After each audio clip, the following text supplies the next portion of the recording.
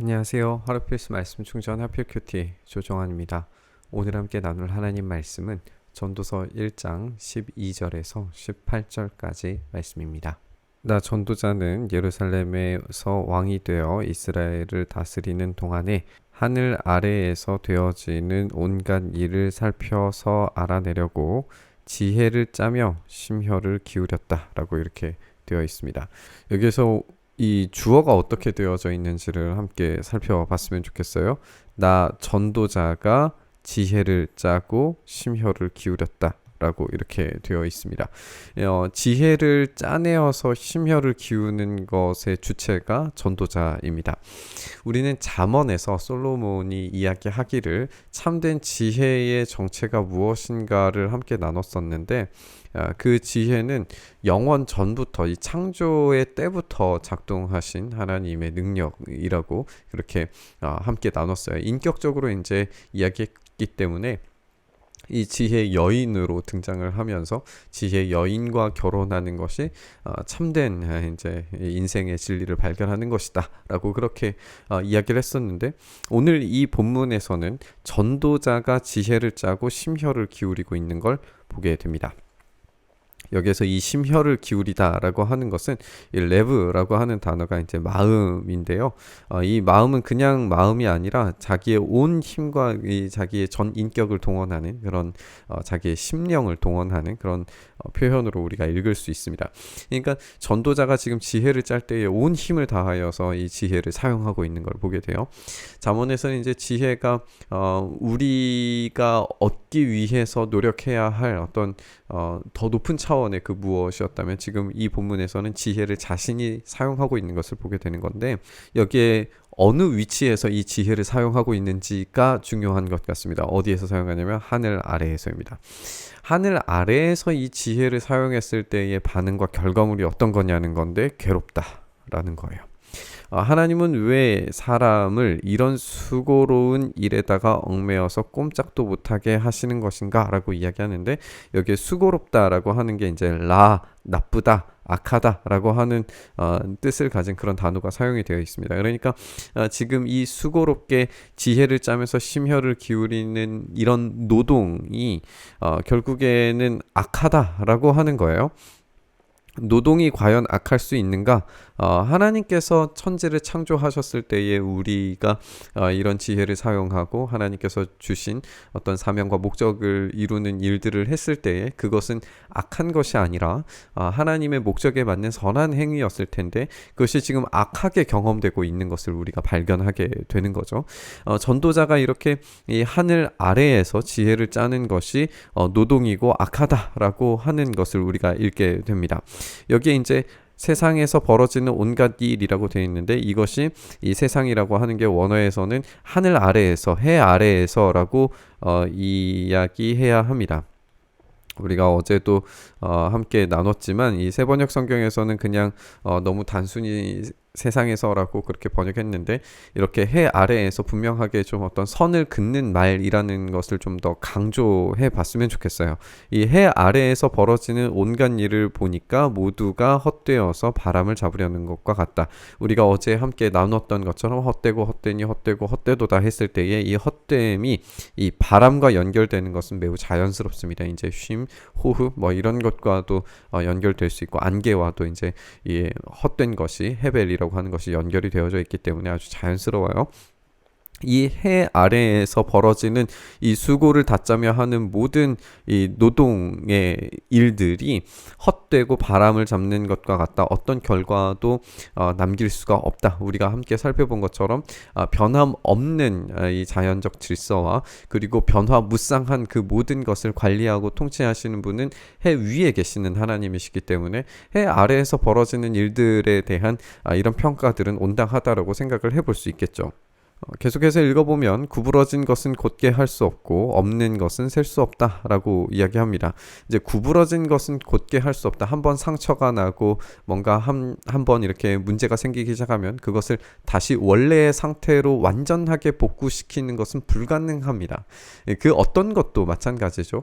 우리가 이것을 과학적인 것들을 뭐 동원해서 사용하지 않더라도 한번 힘이 가해지면 그것을 원래의 최초의 상태로 되돌리는 것은 불가능합니다. 에너지가 한번 들어갔기 때문에 그런 것을 이야기할 수 있겠고, 또 없는 것은 셀 수 없다. 그러니까 인지가 불가능한 것을 알아내는 것은 불가능하다라고 하는 굉장히 철학적인 이야기를 우리가 여기에서 할 수 있을 것 같아요. 어쨌든 이렇게 일반적 잠언인 것 같지만 일반적 잠언이 지금 어디에서 이루어지고 있느냐? 해 아래에서입니다. 이것을 우리가 그만큼 강조해야 할 필요가 넘치고 있는 걸 보게 됩니다.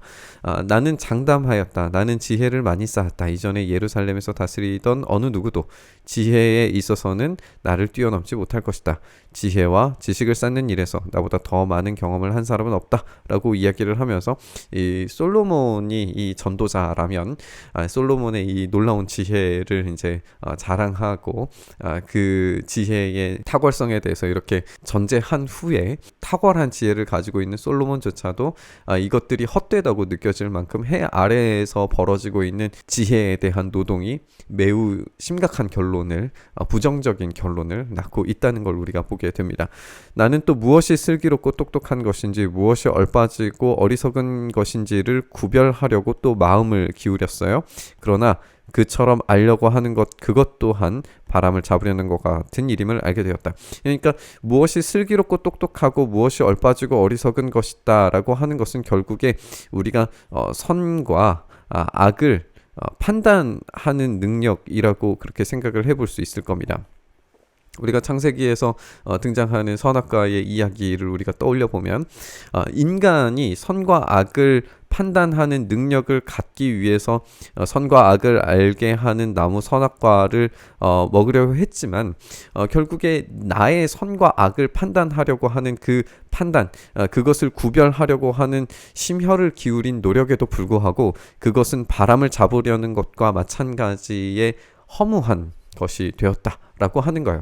자기가 아무리 선과 악을 구분하고 그것으로 판단하고 재단한다고 하더라도 모든 것을 다 그렇게 파악할 수 있는 능력은 인간에게는 부재하다라는 겁니다. 그래서 이 지혜가 많으면 번뇌도 많고 아는 것이 많으면 걱정도 많더라 라고 이야기하면서 이 지혜가 굉장히 부정적으로 경험되고 있는 것을 우리가 읽게 됩니다.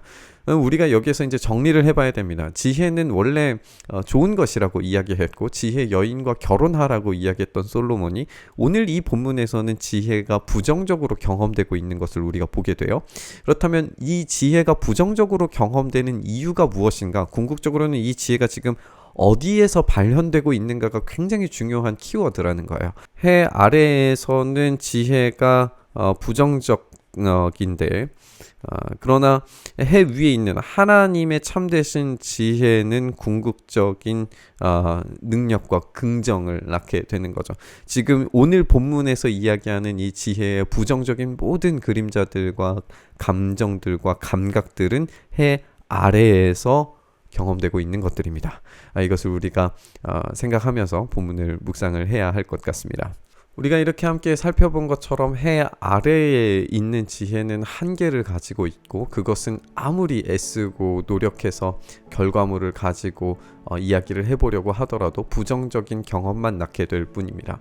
우리가 선악과의 이야기도 함께 나눴지만 선과 악을 우리 스스로 판단해서 우리가 좋은 것들, 내 생각에 좋은 것들, 내가 보기에 좋은 것들을 선택하려고 해봐도 우리가 역사서에서 계속해서 살펴봤던 것처럼 그들의 눈에 보기 좋은 대로 아무리 선택해봐야 그 결과물이 악하고 힘겹고 어렵고 심판과 좌절만 낳을 뿐이라는 것을 우리는 배우게 됩니다. 그렇다면 이 참된 지혜를 어디에서 구해야 하느냐? 이 참된 지혜는 어디에서부터 오는가? 이것이 해 아래에서 경험될 수 없다면 오로지 해 위에 있는 지혜, 궁극적인 그 지혜가 우리에게 있어야만 이 지혜가 참된 노동과 선한 노동과 참된 목적을 회복할 수 있다는 걸 우리가 알게 됩니다. 이 허물을 극복하고 참된 의미를 되찾기 위한 노동이 필요할 텐데 그것을 주시는 지혜가 하늘 위에서 해 위에서만 온다는 사실입니다. 참된 지혜이신 예수 그리스도 없이 우리의 삶의 이유와 목적과 방향을 찾을 수 없다는 것에 깊이 동감하며 오늘 본문의 말씀을 생각해 볼 수 있을 것 같습니다. 오늘 함께 이렇게 묵상하면서 그 참되신 지혜 예수 그리스도와 함께 동행함으로 말미암아 우리가 힘겨운 노동, 악한 노동이 아니라 우리가 심혈을 기울이며 했던 모든 일들이 허무에 닿아서 그것으로 바스라져 없어지는 삶이 아니라 오로지 주님과 함께 열매 맺는 인생, 그것으로 말미암아 하나님께 나아갈 수 있는 귀한 열매 가진 인생으로 우리의 삶이 결론 짓게 되도록 참된 지혜이신 예수님 붙들고 나아가는 삶 되게 해달라고 함께 묵상하며 기도의 자리로 나아갔으면 좋겠습니다. 주님, 그렇습니다. 우리가 오로지 주님과 함께 걸어가므로 주님의 참되신 해 위에 계신 참 지혜의 예수 그리스도의 능력을 힘입어서 이 땅 가운데 허무한 것들에 굴복하지 않고 허무한 것들에 우리의 삶을 내어주지 않고 오로지 주님과 함께 나아가는 우리의 삶 되게 하여 주시옵소서.